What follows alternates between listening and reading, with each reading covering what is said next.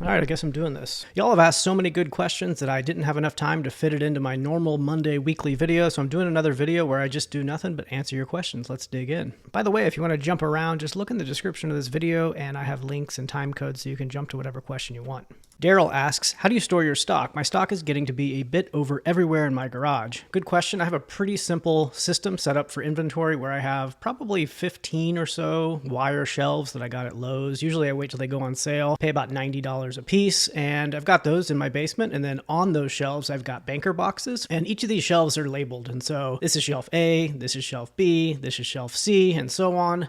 And then each level of those shelves has a number. So this is A3, A4, A5, and then on those shelves are banker boxes. And so this is like A3A because it's box A, A3B, it's box B. And so that's the general system. I put stuff in those banker boxes, but I also just put stuff directly on the shelves. And when I store something, I then go back to my inventory management system and I define where it's stored. So I'll put, if it goes in the A3A box, I'll put A3A. And then when it sells, my inventory management system will pop up and show me that this is where it's stored. So pretty simple setup. I like the banker boxes because they're relatively small. I used to have big tubs, plastic bins. I found that they were too big. They held too much stuff and it was kind of overwhelming to have to dig through all sorts of stuff. So I like that the banker boxes are smaller. It means I don't have as much stuff in each box, and this system works pretty well. I store a little over 1,000 items in stock at any given time, and it takes up maybe 100 square feet or so, maybe a little bit bigger than that, 200 square feet. All right, Dutta asks, do you believe the selling concept of selling via the slow dime instead of the fast nickel is best when selling part-time? Right, so it's like an old adage like slow nickel or fast dime. Do you want to wait a long time to make more money, or do you want to sell things faster for a lower amount? And I would say that really depends on your own selling style. It also depends on other variables like how much space you have to store your inventory. As you saw, I have a pretty big space to store inventory, and I'm not in any real hurry to sell my inventory, and so I don't mind. Sometimes my stuff takes 6 months, 12 months even to sell. That's not really a big deal to me because it's not taking up a lot of space. But if you're selling out of your apartment, for example, and you're keeping all of your inventory in your closet, and that starts to get overwhelming, you would probably be more careful about what you buy and the sell-through rate of what you buy and how quickly you sell it. And so you may price things a little bit lower to make it sell quicker. And so it really depends on a lot of variables like that. I'm fine with the slow nickel approach instead of the fast dime. Is that it? What is it? Fast dime, slow nickel? Slow dime, fast nickel. I'm more of a slow... I've already forgotten it. What is it? I'm more of a slow dime person, in between the slow dime and fast nickel. I don't know. I'm probably saying those things wrong. Slow dime, fast nickel, slow dime. You know what I mean. Angie asks, how far are you willing to go for garage sales? I don't know. First base, maybe sometimes second base, depending on my mood. No, I'm just kidding. I really don't go too far for garage sales. I tend to stick around my area just because I know that area really well. And there's some main roads that I go down that branch off into neighborhoods where there's always garage sales. So I really don't have to drive very far. I find the further that I go, the more time I spend actually driving instead of going to garage sales. Ambitious Seeds asks, your prices are higher than mine. Makes me feel like I'm pricing things way too cheap. And on top of that, I was doing free shipping. Dumb of me, no more. I'm charging a flat rate, $4.99. And also increasing my prices. $10 profits ain't cutting it no more. I did that for the algorithm, but now I feel like I should aim for $20 profits. What do you think? Well, you can't really pick your profits. Your items are worth a certain amount regardless. And so, if you try to price your items so high to get a $20 profit, you may price yourself out of what a buyer is going to pay for it. And so these are the types of calculations you want to do prior to buying something to resell, is to understand, okay, what type of return am I going to get on it? And is it worth me making the investment to buy it? You don't want to make that decision after you've already listed it because like I said, you're going to price things higher than what the market will sustain for that particular item. So that said, kind of how I think about pricing is I do look at the active market value. I look at the sold market value. I tend to price my things on the high end of the sold market value, so usually just above average, because I usually expect to send out some 10% off offers, and I'm happy to do that. But that's sort of where I price things, is a little bit on the high end of the average. All right, Carlos asks, my biggest struggle is when someone bids or buys an item and never pays for days. Am I doing something wrong? I'd say the only thing that you're doing wrong there is not selling as buy it nows, and it sounds like you're selling as auctions. It's a big reason why I don't sell as auctions, is because people just don't pay. And so for 99.9% of everything I sell it as a buy it now. Auctions are only good if 3 conditions are met. If it has low supply, if it has high demand, and if it has an unknown market value. If all three of those conditions are good, then I list it as an auction, but I'd say 1 in every 500 listings is an auction. So I've got a whole other video on that. I'll link it down below. But that's the only thing you're doing wrong probably is by listing as an auction. Instead, you want to list it as a buy it now. And then you don't have to worry about whether people are going to pay or not. They're required to pay. All right, Faith in Believing asks, does eBay automatically send you the form you need for tax time? It's a really good question. There's a lot of confusion around taxes for eBay, for resellers. I'll preface this by saying I'm not an expert. This is not tax advice. I recommend you talk to a CPA. I have a CPA, and it's some of the best money I spend every year because they're the experts. They can tell me exactly what to do, and I'm happy to pay for them to do that. The way it works is that the IRS requires companies like eBay to submit how much money a seller makes if they meet a certain threshold. For last year, that threshold was $20,000. And so what that means is if you sell over $20,000 in gross sales on the platform, eBay is going to report that directly to the IRS on your behalf. And they will also send you the tax forms necessary to include that on your taxes. They're called 1099s. That's the tax form. However, they're just required by law to do that if they meet that threshold. You still have to pay taxes on any income that you generate, regardless of whether eBay reports it. And so even if you sell only a couple $100 worth of stuff, you're still required by law to report that as income, assuming it is income. And so whether eBay sends you a 1099 or not, whether you meet that threshold does not mean whether you pay taxes or not. You have to pay taxes on any income you generate, no matter what the level.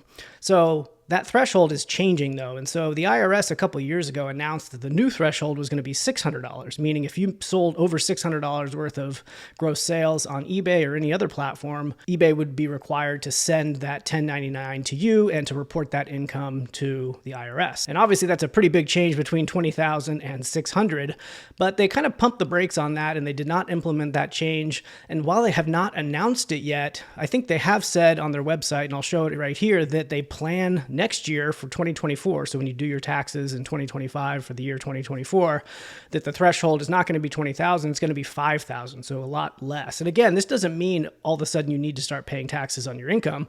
You have to pay taxes on your income anyway. It just means that they're going to report it on your behalf if you sell over $5,000 worth. And so that's when eBay is going to automatically send you those tax forms if you sell above that amount. If you sell below that amount, you still have to report that income. You just have to do it yourself, and eBay's not going to do it for you. So this is the biggest reason why, even if you're a small seller, you want to be keeping good records of your business, because eBay is just going to report the gross sales amount. They're just going to say, oh yeah, you sold $17,000.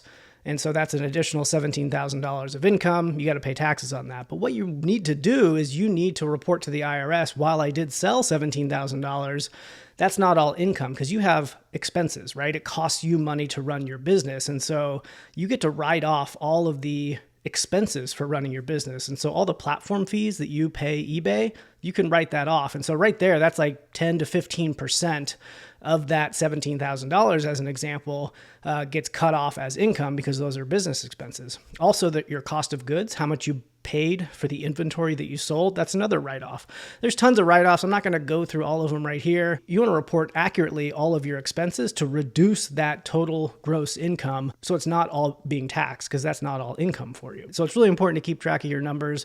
No matter what level you are as a seller, you need to be doing it. It looks like the rate is going to change in 2024 from 20,000 to 5,000. I would expect it to go all the way down to 600 in terms of when eBay will report income on your behalf. All right, so we got a lot of questions about Flipwise too, so we'll burn through those really quick. Love to Read asks, is Flipwise fiscally wise, I see what you did there, for a part-time seller who makes only $300 to $500 per month? So good question. Should I be using Flipwise if I'm a small seller? So my short answer is it's really not all that necessary to have an automated record-keeping solution if your business is really small, because it's pretty easy to keep manual records if you're only selling a few things. But this is part of why we introduced a free plan. And so if you have under 25 listings in your store, you can use Flipwise for free. But as soon as you go over that amount, and we picked 25 because in my experience, that's when record keeping starts to get a little bit crazy, is if you start to have more than a couple dozen listings and sales under your belt, then it just takes a lot of time to keep all your data in order and be ready for tax time. It's really up to you. It's really a matter of like how you value your time. If you can keep records well enough for taxes manually at the scale that you're doing, keep doing that. that. But if it's taking you a lot of time, you may find that using an automated solution like Flipwise is a better use of that time. So you should really decide whether it's fiscally responsible to pay for a platform like that, based on how much time you spend keeping good records. If you're not keeping records at all, I would definitely recommend that you automate it. That way it just happens in the background, and then come tax time, you can pop in there and pull it all out and report on it. But that's what I would recommend. Kind of up to you, but good question. All right, the next one is, does Flipwise track full shipping expenses, label and material, or label shipping expenses only? So it tracks both. So it'll automatically pull in all of your shipping costs, assuming you buy your labels on eBay.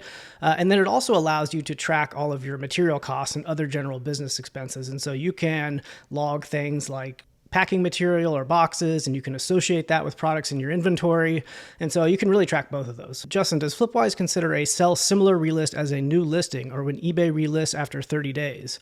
So the way that Flipwise handles ending and relisting is it groups all of your listings together for the same item. And so when you end and relist, we didn't want to have to make you enter in your acquisition data every time you end and relist. And so Flipwise will give you a full historical view of every end and relist that you do for a single product. And so you enter your acquisition data once, and then anytime you end and relist, you'll see that on the product's timeline, and it connects all those listings together for the same product. And so inside of Flipwise, though, we don't treat a relist as a new product. And so we give you little stats on there that say how many listings you do per day. And we made the deliberate choice to not include relists on there because relists, in my opinion, are not as valuable as brand new listings of brand new products. And so we really want to encourage people to do new listings entirely.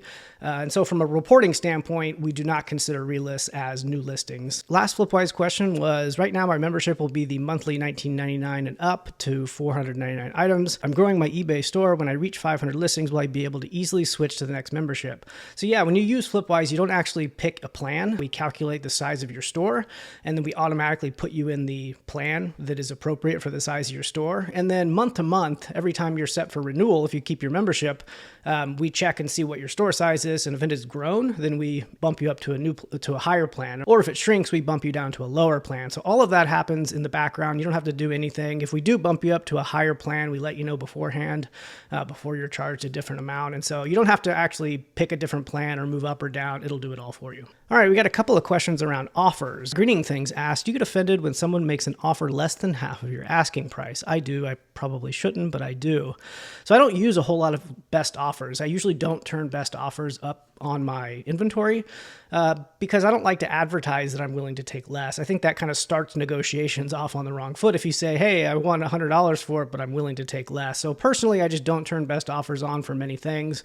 I do send offers out a lot, and sometimes you do get counter offers that are low. And for the items that I do have best offers on, I usually don't put a minimum offer on there either. I probably should. That would make more sense. And sometimes you do get lowball offers. I just tend to ignore them or decline them right away. And so it's just part of doing business. I try not to take it personally, but I can see how it does feel like a little offensive when someone's trying to lowball you on something. All right, Eddie asks, what are your thought process when it comes to considering offers from buyers? I seem to be turning most of them down, but I feel I may be too attached to what I paid for the item and the perceived value of it. So that's definitely a thing, right? Where you just feel like this is my item. It's worth some money. You can't give me less for it. It's really good to try to detach yourself from that. Like I said, I don't use offers a whole lot.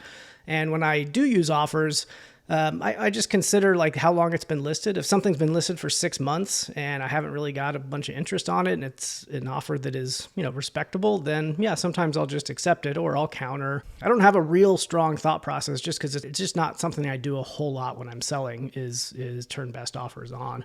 I do send out a lot of offers though to watchers, and I don't have a real strategy there other than to about once a day or every 2 days, I pop in there and send a 10% offer to everyone. I do have a pretty low success rate with that, but I still do it every day or every other day. All right, Garden Nolly asks, when you sell a bunch of items in a short amount of time, can you go over how you ship? Not the packaging, but getting it to the post office or UPS drop-off. Do you schedule pickups from your home, or do you just pile it up in the car and make a trip or two a week? Yeah, so we ship every day, Monday through Friday. And so we also go to the post office every day, Monday through Friday. And so our post office is pretty close and conveniently located from our house. And it's just a part of our routine, right? Wake up in the morning, get stuff shipped, go and drop it off at the post office while we're out doing other stuff. And so we do that Monday through Friday. It's not a big deal. We used to do pickups. I started to get a little bit self-conscious about doing pickups. And so you can go to the USPS website and say, schedule a pickup. It's free as long as you schedule it for when your mail carrier comes to drop off the mail. But I was starting to do like 5, 10, 15 packages per time. And I just felt a little self-conscious doing that. And so I stopped doing it. Now we just take our packages to the post office every day. What the flip did I buy asks, I see you have some hats listed. What's your process for cleaning hats before you list them? So my process there is to not buy hats that are dirty mostly. So if I find a hat and it's dirty, I'll usually pass on it unless it's a really good hat, like above $30 or so. And sometimes I do buy hats that are dirty, and because they are worth a little bit more money, I don't mind investing a little bit more time into cleaning them. Typically what I do is I soak them in like a water and OxyClean mix, and that usually cleans it up. I also have one of those weird devices that you put in your dishwasher and wash your hat that way. It works pretty well. I'm always a little afraid to use that though with like a high dollar hat.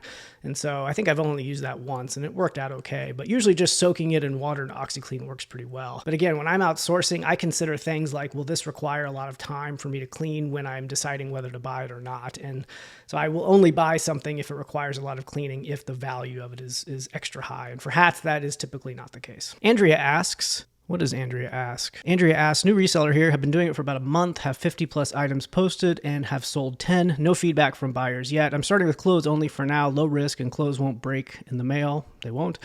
I have items I plan to sell in the future that should bring in $200 plus. How many sales and feedback should I have before listing higher priced items? So good question. It's definitely a good idea to wait a little while before and establish your seller account before you start selling really high value items.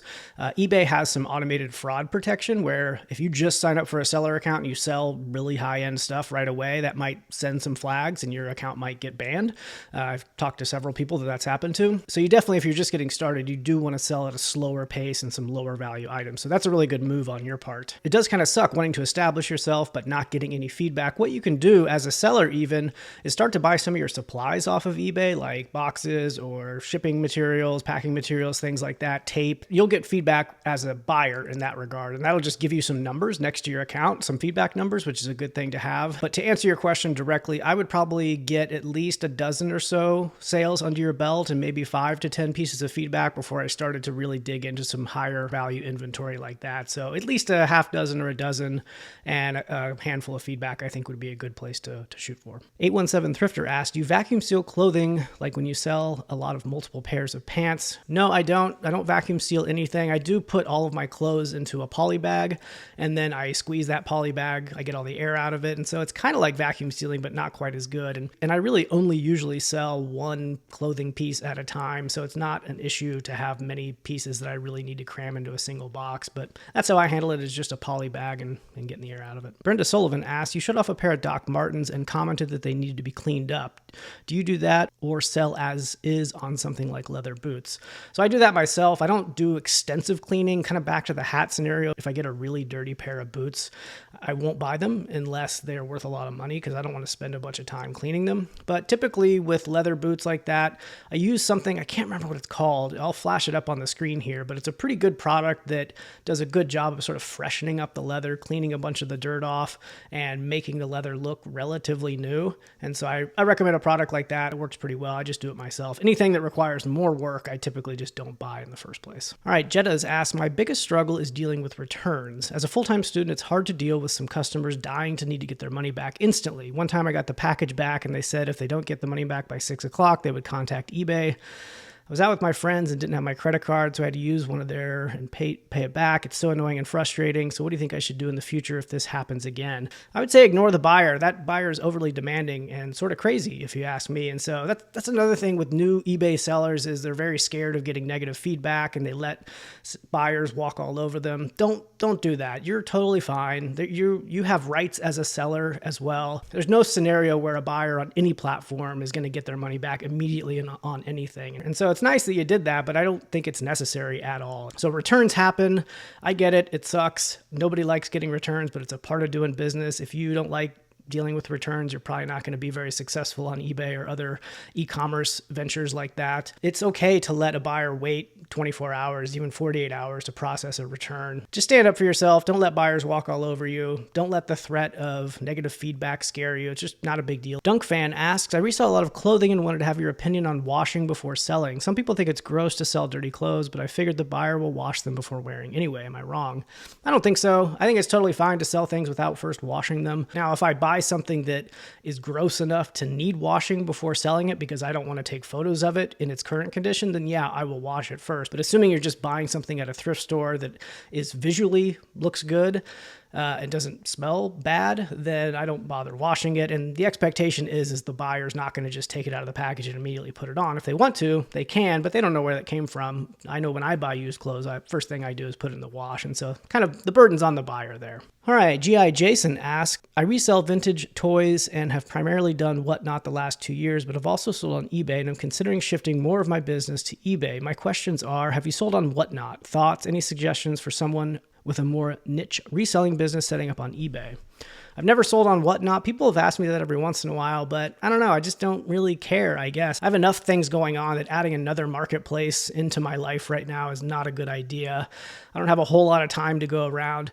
Plus, like, the reason I like doing this YouTube channel, I like selling on eBay, is it feels accessible to everyone. You know, I can teach you how to sell on eBay, and you can go right now and start making money on eBay. And Whatnot just feels different, right? Like, I have no doubt that I could go over to Whatnot and probably sell a lot and make a lot of money because I have a following from YouTube, but not everyone has that. And my impression of Whatnot, and again, I don't know a whole lot about it, but my impression of Whatnot is that you're not going to have a whole lot of success unless you already have a following or you're selling something that is extremely interesting and is going to get a lot of attention and demand. And so the idea that I could teach you to go sell something on Whatnot, it just doesn't seem very feasible. It kind of goes against the ethos of what I like to teach on this channel. And so I just don't do it. No offense to those that do. It seems like a pretty cool platform, but just not my style. You also asked any suggestions for someone with a more niche reselling business setting up on eBay.